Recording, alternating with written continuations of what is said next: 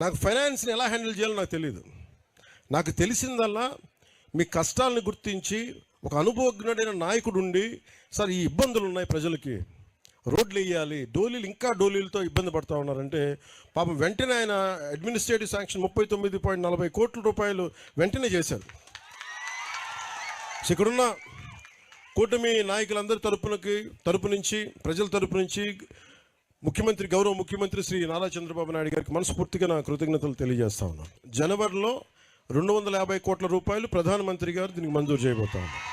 నేను దశాబ్దం కష్టపడ్డాను, నేను తిరిగాను, తిప్పలు పడ్డా, తిట్లు తిన్నా, కుటుంబాలను బెదిరించారు, ఆడపిల్లల్ని బెదిరించారు, ఇంట్లో ఆడపిల్లల్ని, భార్యని బెదిరించారు, తిట్టారు. ఇవన్నీ ఎందుకు పడ్డామంటే ఒక డోలీ మోత మోగే ఒక గ్రామానికి రోడ్డు వేయగలిగితే సంతోషం. ఇన్ని తిట్లు పడ్డాక నాకు ఎందుకు ఆనందం ఉందంటే